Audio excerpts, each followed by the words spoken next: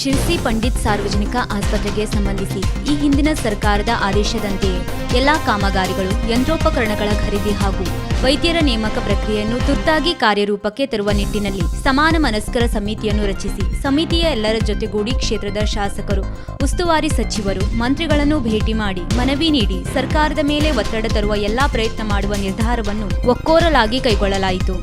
ಶನಿವಾರ ನಗರದ ನೆಮ್ಮದಿ ಕುಟೀರದಲ್ಲಿ ಅನಂತಮೂರ್ತಿ ಹೆಗಡೆ ಅವರ ನೇತೃತ್ವದಲ್ಲಿ ನಡೆದ ಶಿರ್ಸಿ ಸರ್ಕಾರಿ ಆಸ್ಪತ್ರೆಯ ಮುಂದಿನ ಹೋರಾಟದ ರೂಪುರೇಷೆ ಕುರಿತಾಗಿ ನಡೆದ ಸಾರ್ವಜನಿಕ ಸಭೆಯಲ್ಲಿ ಪಾಲ್ಗೊಂಡಿದ್ದ ಎಲ್ಲರ ಸಹಮತಿಯ ಮೇರೆಗೆ ಈ ನಿರ್ಧಾರವನ್ನು ಸಭೆಯು ಕೈಗೊಂಡಿತು.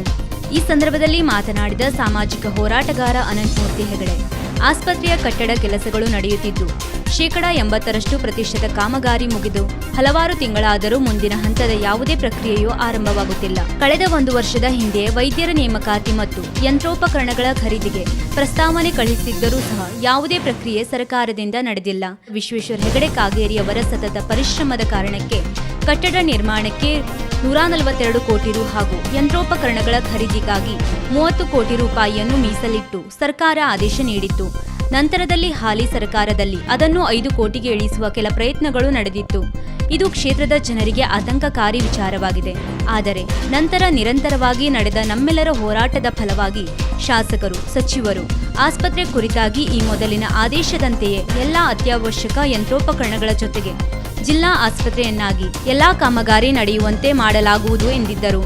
ಆದರೆ ಇದೀಗ ಆಸ್ಪತ್ರೆಗೆ ಸಂಬಂಧಿಸಿ ಮುಂದಿನ ಹಂತದ ಕಾಮಗಾರಿ, ವೈದ್ಯರ ನೇಮಕಾತಿ ಪ್ರಕ್ರಿಯೆ ನಡೆಯದೇ ಇರುವುದರಿಂದ ಈ ಸಮಾನ ಮನಸ್ಕರ ಸಾರ್ವಜನಿಕ ಸಭೆಯನ್ನು ಆಯೋಜಿಸಲಾಗಿದೆ ಮತ್ತು ಎಲ್ಲರ ಅಭಿಪ್ರಾಯದ ನಂತರ ಸೂಕ್ತ ನಿರ್ಧಾರವನ್ನು ಎಲ್ಲರ ಸಹಮತಿಯ ಮೇರೆಗೆ ಕೈಗೊಳ್ಳಲಾಗುವುದು ಎಂದರು. ಹಾಗಾದ್ರೆ ನಾವು ಏನು ಮಾಡಬೇಕು ಅದನ್ನು ಕೂಡ ಆಲೋಚನೆ ಮಾಡಬೇಕಾಗ್ತದೆ. ನಮಗೆಲ್ಲ ಗೊತ್ತಿದ್ದಾಗೆ ಯಾರಿಗಾಗಲಿ ರಸ್ತೆ ಮೇಲೆ ಹೋಗ್ಬೇಕಾದ್ರೆ ನಾವೇ ಬಿದ್ವಿ ಅಂತಂದರೆ ಫಸ್ಟ್ ಸೇರಿಸೋದು ಯಾವ ಆಸ್ಪತ್ರೆಗೆ ಅಂತಂದರೆ ESS ಅಲ್ಲ, ಅದು ಬೇರೆ ಮಹಾಲಕ್ಷ್ಮಿ ಅಲ್ಲ, ಅಥವಾ ಮಾರಿಕಾಂಬಾ ತಗೊಂಡು ಸರ್ಕಾರಿ ಆಸ್ಪತ್ರೆ ಹಾಕೋದು. ಆಕ್ಸಿಡೆಂಟ್ ಆದರೆ ಏನಾದರೂ ಕೂಡ ಆ ಸರ್ಕಾರಿ ಆಸ್ಪತ್ರೆ ಅನ್ನುವಂಥದ್ದು ಸರಿ ಇರಬೇಕು. ಎಲ್ಲ ಆಸ್ಪತ್ರೆಗಿಂತ ಫಸ್ಟ್ ಸರ್ಕಾರಿ ಆಸ್ಪತ್ರೆ ಸರಿ ಇರಬೇಕು.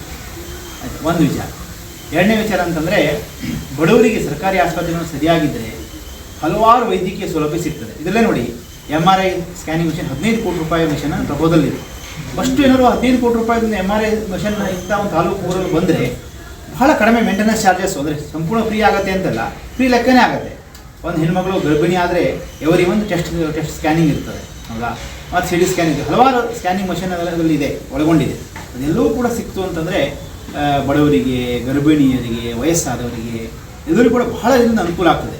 ಟೆಸ್ಟ್ಗಳನ್ನು ಉಚಿತವಾಗಿ ಮಾಡ್ಬೋದು. ಬೇರೆ ಕಡೆ ಇನ್ನು ಒಳ್ಳೆ ಡಾಕ್ಟರ್ ಹೋಗಿ ಬೇಕಾದ್ರೆ ಅವರು ಸಲಹೆ ತೆಗೆದುಕೊಂಡ್ರು ಕೂಡ ಟೆಸ್ಟ್ ಆದರೂ ಇಲ್ಲಿ ಕಡಿಮೆ ರೇಟಲ್ಲಿ ಫ್ರೀಯಾಗಿ ಮಾಡಿಕೊಂಡ್ರೆ ಅವ್ರಿಗೆ ಹೆಲ್ಪ್ ಆಗ್ತದೆ ಅನ್ನೋವಂಥದ್ದು ನಮ್ಮ ಆಲೋಚನೆ.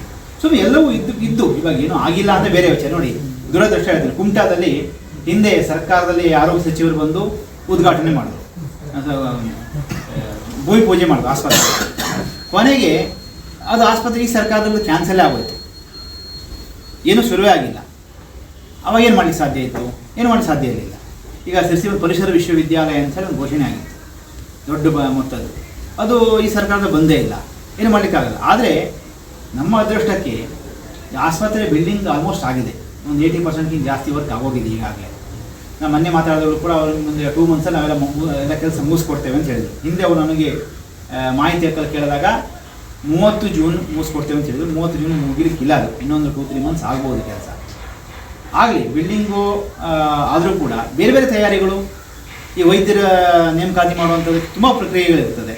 ಈ 15 ಕೋಟಿ ರೂಪಾಯಿ MRI ಸ್ಕ್ಯಾನಿಂಗ್ ಮಷಿನ್ ಬಂದು ಅದನ್ನ ಆಪರೇಟ್ ಮಾಡೋರು ಯಾರು, ಅದ್ರ ಬಗ್ಗೆ ಯೋಚನೆ ಮಾಡ್ಕೋಬೇಕು. ಬೇರೆ ಬೇರೆ ಏನೋ ಸೌಲಭ್ಯ ಬೇಕು. ಎಲ್ಲ ವಿಭಾಗದಲ್ಲೂ ಕೂಡ ನಾವು ಆಲೋಚನೆ ಮಾಡಬೇಕಾಗ್ತದೆ. 300 ಬೆಡ್ಡಿನ ಆಸ್ಪತ್ರೆ ಅಂತಂದರೆ ಅದಕ್ಕೆ ಸರಿಯಾದಂಥ ರೀತಿಯಲ್ಲಿ ನಾವು ಕ್ರಮ ಕೈಗೊಳ್ಳಬೇಕು. ಮತ್ತು ಡಿಲೇ ಆಗ್ತಾನೆ ಹೋದರೆ ಇದು ತುಂಬ ತೊಂದರೆ ಆಗ್ಬೋದು ಅನ್ನೋಂಥದ್ದು ನನ್ನ ಆಲೋಚನೆ. ಮತ್ತು ಈಗಾಗಲೇ 2 ವರ್ಷ ಡಿಲೇ ಆಗೋಗಿದೆ. 2023 ಮುಗಿಬೇಕಾದಂಥ ಆಸ್ಪತ್ರೆ 25 ಆದರೂ ಕೂಡ ಯಾವುದೇ ಒಂದು ಕೆಲಸ ಪ್ರಾರಂಭ ಆಗಿಲ್ಲ ಅನ್ನುವಂಥದ್ದು ಆತಂಕಕಾರಿ ವಿಚಾರ.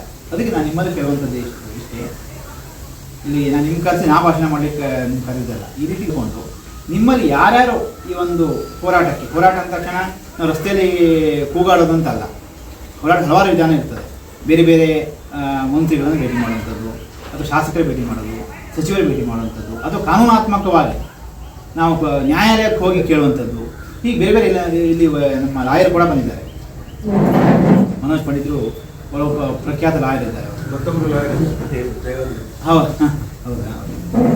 ಸೊ ಹಾಗೆ ಹಲವಾರು ಎಲ್ಲರಿಗೂ ಕೇಳೋಣ, ಸಲಹೆಗಳು ಕೇಳ್ಕೊಳ್ಳೋಣ, ಯಾರ್ಯಾರು ಯಾವ ರೀತಿ ಮಾಡ್ಬೋದು ವಿಚಾರ ಅಂತಂದರೆ ನಂಗೆ ಗೊತ್ತಿದೆ, ಮತ್ತೆ ಮತ್ತೆ ಹೇಳುವಂಥ ಅವಶ್ಯಕತೆ ಇಲ್ಲ, ಆದರೂ ಹೇಳ್ತಾ ಇದ್ದೀನಿ. ನ್ಯೂರೋ ಸರ್ಜನ್ ಇಲ್ಲ ಅನ್ನುವಂಥದ್ದು ಕೂಡ ನಾವು ಆಲೋಚನೆ ಮಾಡಬೇಕು ಅಲ್ವಾ. ಯಾರಿಗೆ ಪೆಟ್ಟು ಬಿದ್ದರೂ ಕೂಡ, ತಲೆಗೆ ಪೆಟ್ಟು ಬಿದ್ದು ತಲೆ ಓಪನ್ ಆದರೆ ಹುಬ್ಬಳ್ಳಿಗೆ ಹೋಗಬೇಕು ಅಥವಾ ಮಂಗಳೂರಿಗೆ ಹೋಗಬೇಕು ಅನ್ನೋಂಥ ಅನಿವಾರ್ಯ. ಮಾರ್ಗ ಮಧ್ಯದ ಸಾವು ಕೂಡ ಅದು ಕಟ್ಟಿಟ್ಟ ಬುತ್ತಿ. ಅದೆಲ್ಲರೂ ಕೂಡ ಫೇಸ್ಬುಕ್ಕಲ್ಲಿ, ವಾಟ್ಸಪ್ಪಲ್ಲಿ ಬರಿತಾ ಇರ್ತೇವೆ, ಮಲ್ಟಿ ಸ್ಪೆಷಾಲಿಟಿ ಆಸ್ಪತ್ರೆ ಅದಿಲ್ಲ ಅಂತ. ಹಾಗೆ ನಾವು ಏನು ಮಾಡಬೇಕು ಅನ್ನೋದು ಆಲೋಚನೆ ಮಾಡ್ಕೋಬೇಕಲ್ವ. ನಮ್ಮ ಹತ್ರ ಇದೆ ಈಗ ನ್ಯೂರೋಲಜಿ ಮಾಡಿದ ಮೇಲೆ ಟ್ರಾಮಾ ಸೆಂಟರ್ ಮಾಡ್ಬೋದು, ಕಾರ್ಡಿಯಾಲಜಿ ಮಾಡಿದ ಮೇಲೆ ಹಾರ್ಟ್ ಆಪರೇಷನ್ ಮಾಡ್ಬೋದು. ಈಗ ಎಲ್ಲ ಏನು ಬೇಕೋ ಪ್ರತಿಯೊಂದು ಕೂಡ ಇಲ್ಲೇ ಕೂಡ ಮಾಡಲಿಕ್ಕೆ ಸಾಧ್ಯತೆ ಇದೆ. ಇದನ್ನು ನಾವು ಆದಷ್ಟು ಬೇಗ ತಂದುಕೊಳ್ಳಿಕ್ಕೆ ಏನು ಮಾಡಬೇಕು? ಯಾಕೆಂದರೆ ನಾವು ಈ ಸರ್ಕಾರ ಏನಾಗಿದೆ ಅಂತಂದರೆ, ಯಾರು ಗಲಾಟೆ ಮಾಡಿದ್ರು, ಯಾರು ಕೂಡಿದ್ರು ಅವ್ರಿಗೆ ಮಾತ್ರ ಕೊಡುವಂಥ ಪರಿಸ್ಥಿತಿ ಉಂಟಾಗಿದೆ. ಯಾಕೆಂದರೆ ಅವರ ಅನುದಾನದ ಕೊರತೆ ಇದೆ ಅನ್ನೋದು ನಮ್ಗೆ ಮೇಲ್ನೋಟ ಗೊತ್ತಾಗ್ತದೆ. ನಾವು ಸುಮ್ಮನೆ ಇದ್ಬಿಟ್ರೆ, ನಾವೇನೂ ಕೂಡ ಕೇಳದೆ, ನಾವೇನೂ ಕೂಡ ಒಂದು ಗಲಾಟೆ ಮಾಡಿದೆ ಅಥವಾ ಏನೋ ಒಂದು ಬೇಕು ಅಂತ ಒತ್ತಡ ಹಾಕಿದೆ, ನೀವು ಯಾವುದೂ ಕೂಡ ನಿಮಗೆ ಇವತ್ತಿನ ಫ್ರೀಯಾಗಿ ಸಿಗೋದಿಲ್ಲ, ಉಚಿತವಾಗಿ ಈಸಿಯಾಗಿ ಸಿಗೋದಿಲ್ಲ ಅನ್ನೋದು ಗೊತ್ತಿರುವಂಥ ವಿಚಾರ. ಆದ್ದರಿಂದ ತಮ್ಮ ಅಮೂಲ್ಯವಾದಂತಹ ಸಲಹೆಗಳನ್ನು ದಯವಿಟ್ಟು. ಮಾಜಿ ಜಿಲ್ಲಾ ಪಂಚಾಯತ್ ಸದಸ್ಯ ಹಾಲಪ್ಪ ಜಕ್ಕಣ್ಣನವರ್ ಮಾತನಾಡಿ, ಪ್ರಸ್ತುತ ಸಾಲಿನ ಬಜೆಟ್ನಲ್ಲಿ ಕೊಡಗು, ಚಿತ್ರದುರ್ಗ, ಬಾಗಲಕೋಟೆ ಜಿಲ್ಲೆಗಳಿಗೆ ಹೆಚ್ಚುವರಿಯಾಗಿ ಮೆಡಿಕಲ್ ಕಾಲೇಜುಗಳ ನಿರ್ಮಾಣ ಪ್ರಸ್ತಾಪವನ್ನು ಸರ್ಕಾರ ಮಾಡಿದೆ. ಆದರೆ ಈಗಾಗಲೇ ಘೋಷಣೆಯಾಗಿರುವ ಮೇಲ್ದರ್ಜೆಗೇರಿರುವ ಶಿರಸಿ ಸರ್ಕಾರಿ ಆಸ್ಪತ್ರೆಯನ್ನು ಪೂರ್ಣಗೊಳಿಸುವ ಕೆಲಸ ನಡೆಯಬೇಕಿದೆ. ಈ ಜಾಗೃತಿ ಶಾಸಕರ ಮತ್ಯಾರೋ ವಿರುದ್ಧದ ಹೋರಾಟವಲ್ಲ, ಬದಲಾಗಿ ಶಾಸಕರ ಕೈಯನ್ನು ಗಟ್ಟಿ ಮಾಡುವ ಕೆಲಸ ನಮ್ಮಿಂದ ನಡೆಯಬೇಕಿದೆ ಎಂದರು. ಹಿಂದಿನ ವಿಷಯಕ್ಕೆ ಹೋಗೋದಿಲ್ಲ. ಈ ಸಾರಿ ಬಜೆಟ್ನೊಳಗಡೆ 3 ಕಡೆ ಮೆಡಿಕಲ್ ಕಾಲೇಜ್ ತೆಗೆಯೋದ್ರ ಬಗ್ಗೆ ಬಜೆಟ್ ಘೋಷಣೆ ಮಾಡಿದರು. ಅದಕ್ಕೆಲ್ಲ ತಯಾರಿನೂ ನಡೀತಾ ಇದೆ. ಬಾಗಲಕೋಟೆ ಒಳಗೆ ಮಾಡಿದ್ರು. ಅಲ್ಲಿ ಆಗಲೇ ಬಾಗಲಕೋಟೆ, ಬಿಜಾಪುರ ಅವೆಲ್ಲ ಕೂಡಿದ್ದು ಡಿಸ್ಟ್ರಿಕ್ಟ್. ಅಲ್ಲಿ 8 ಪ್ರೈವೇಟು ಮತ್ತು ಗೌರ್ಮೆಂಟು ಸೇರಿದರೆ 8 ಅಲ್ಲಿ ಮೆಡಿಕಲ್ ಕಾಲೇಜ್ಗಳು ಇದ್ದಾವೆ. ಕೋಲಾರಕ್ಕೆ ಮತ್ತೊಂದು ಮಾಡ್ತದೆ. ಅಲ್ಲಿ ಈಗಾಗಲೇ ಗೌರ್ಮೆಂಟ್ ಮೆಡಿಕಲ್ ಕಾಲೇಜ್ ಒಂದಿದೆ, ಪ್ರೈವೇಟ್ ಮೆಡಿಕಲ್ ಕಾಲೇಜ್ ಒಂದಿದೆ. ಅದಲ್ಲದೆ ಚಿತ್ರದುರ್ಗದಲ್ಲಿ ಮಾಡ್ತಿದ್ದಾರೆ. ಅದು ಮೊದಲು ದಾವಣಗೆರೆ, ಚಿತ್ರದುರ್ಗ ಕೂಡಿತ್ತು. ಅದಂತೂ ಪ್ರಸಿದ್ಧವಾಗಿತ್ತು. ನಮ್ಮ ಶಾಮನೂರು ಶಿವಶಂಕರಪ್ಪರ ಹಾಸ್ಪಿಟಲ್ಲು ಅಲ್ಲಿ ಮೊದಲಿಂದನೂ ಎಲ್ಲ ಅಲ್ಲಿ ಹಾಸ್ಪಿಟಲ್ ಇದ್ದಾವೆ. ಅಲ್ಲಿ ಮತ್ತೊಂದು ಹಾಸ್ಪಿಟಲ್ ಕೊಡ್ತಾರೆ. ಇನ್ನು ಕೊಡಗು, ಮಡಿಕೇರಿ, ವಿರಾಜಪೇಟೆ 3 ತಾಲೂಕಿನ ಒಂದು ಜಿಲ್ಲೆ. ನಾವಾದರೆ 10,000-11,000 ಸ್ಕ್ವೇರ್ ಕಿಲೋಮೀಟ್ರ್ನಾಗ ಹರಡಿದೆ. ಅಲ್ಲಿ ಅದೊಂದು 3-4 ಸಾವಿರ ಕಿಲೋಮೀಟ್ರು, 4-4.5 ಲಕ್ಷ ಜನಸಂಖ್ಯೆ. ಅಲ್ಲಿ ಆಗಲೇ ಇದ್ದಿದ್ದಲ್ಲದೆ ಈಗ ಮತ್ತೆ ಅಲ್ಲಿ 400 ಬೆಡ್ಡಿನ ಹಾಸ್ಪಿಟಲ್ ಮಾಡ್ತಾಯಿದ್ದಾರೆ. ಈ ಕಡೆ ಹೋದರೆ ಘಟ್ಟ ಹತ್ತಿ ಹೊಂಟ್ವಿ ಅಂದರೆ ನಾವು ಮಂಗಳೂರು ಕಡೆ. ನೆಗ್ಗು ಗ್ರಾಮ ಪಂಚಾಯತ್ ಸದಸ್ಯೆ ಜ್ಯೋತಿ ಹೆಗಡೆ ಮಾತನಾಡಿ, ನಮ್ಮ ಜಿಲ್ಲೆಯಲ್ಲಿ ಒಂದು ಸುಸಜ್ಜಿತ ಆಸ್ಪತ್ರೆ ಇದ್ದಿದ್ದರೆ ನನ್ನ ಮಗನನ್ನು ಉಳಿಸಿಕೊಳ್ಳುತ್ತಿದ್ದೆ. ಅನಾರೋಗ್ಯವಾದಾಗ ಮಾರ್ಗ ಮಧ್ಯೆ ಅವನನ್ನು ಕಳೆದುಕೊಂಡ ನೋವು ನನಗಿದೆ. ಆದರೆ ಈ ನೋವು ಬೇರೆ ಯಾವ ತಾಯಿಗೂ ಬರಬಾರದು. ಆ ಕಾರಣಕ್ಕಾಗಿ ಆಸ್ಪತ್ರೆ ಹೋರಾಟ ಕಾರ್ಯ ಶೀಘ್ರ ನಡೆಯಲಿ ಎಂದರು. ಸಭೆಯಲ್ಲಿ ನಿವೃತ್ತ engineer BM Bhat, doctor KV Shivaram, Congress ಮುಖಂಡ Praveen Gowdar Teppal, KB Lokesh Hegde, Manohar Malmane, doctor GA Hegde Sonda, Usha Hegde, ವಕೀಲರಾದ ಮನೋಜ್ ಪಂಡಿತ್, ಪ್ರಕಾಶ್ ಹೆಗಡೆ, ಜಯಶೀಲ್ ಗೌಡರ್ ಸೇರಿದಂತೆ ಅನೇಕರು ತಮ್ಮ ಅಭಿಪ್ರಾಯವನ್ನು, ಸಲಹೆಗಳನ್ನು ನೀಡಿದರು.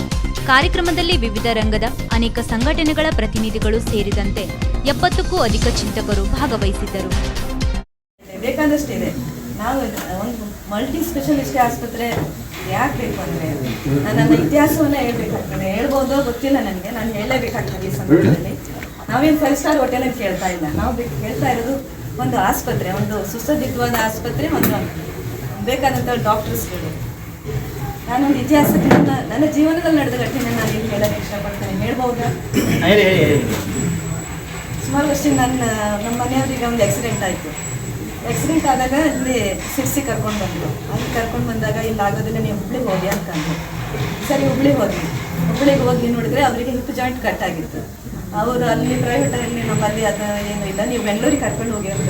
ಅಲ್ಲಿ 4 ದಿವಸ ಆಯಿತು ಹುಬ್ಳಿಗೆ.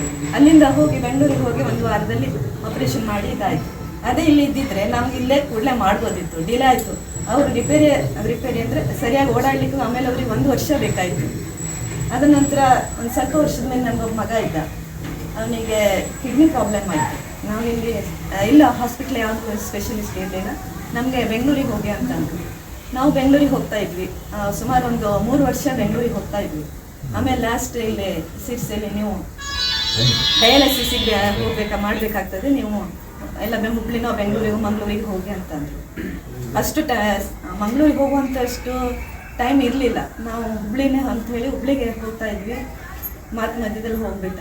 ಅದೇ ಆಸ್ಪತ್ರೆ ಇಲ್ಲಿದ್ದಿದ್ರೆ ಬಹುಶಃ ನಾನು ಇವತ್ತು ನನ್ನ ಮಗನನ್ನು ಉಳಿಸ್ಕೊಳ್ತಾ ಇದ್ದೆ. ಇಂತಹ ನೋವುಗಳು ಎಷ್ಟೋ ತಾಯಂದಿರಿಗೆ ಆಗಿರ್ಬೋದು, ಎಷ್ಟೋ ತಂದೆ ತಾಯಿರಿಗೆ ಆಗಿರ್ಬೋದು. ಈ ನೋವು ಯಾರಿಗೂ ಆಗಬಾರ್ದು. ಹಾಗಾಗಿ ಆದಷ್ಟು ಬೇಗ ಇಲ್ಲೊಂದು ಹಾಸ್ಪಿಟ್ಲು, ಇದು ಒಂದು ಸುಸಜ್ಜಿತವಾದ ಆಸ್ಪತ್ರೆ, ಡಾಕ್ಟರ್ಸ್ ಅಂತ ಕೊಡಿ ಅಂತ ನಾನು ಸರ್ಕಾರವನ್ನು ಕೇಳ್ಕೊಳ್ತೇನೆ. ಈ ಒಂದು ವೇದಿಕೆ ನಾನು ಮಾತಾಡಿ. ವೀಕ್ಷಕ ಮಹಾಪ್ರಭುಗಳೇ, ನಮ್ಮ ಚಾನಲ್ ಅನ್ನು ಸಬ್ಸ್ಕ್ರೈಬ್ ಮಾಡಿ, ಶೇರ್ ಮಾಡಿ, ಪ್ರೋತ್ಸಾಹಿಸಿ.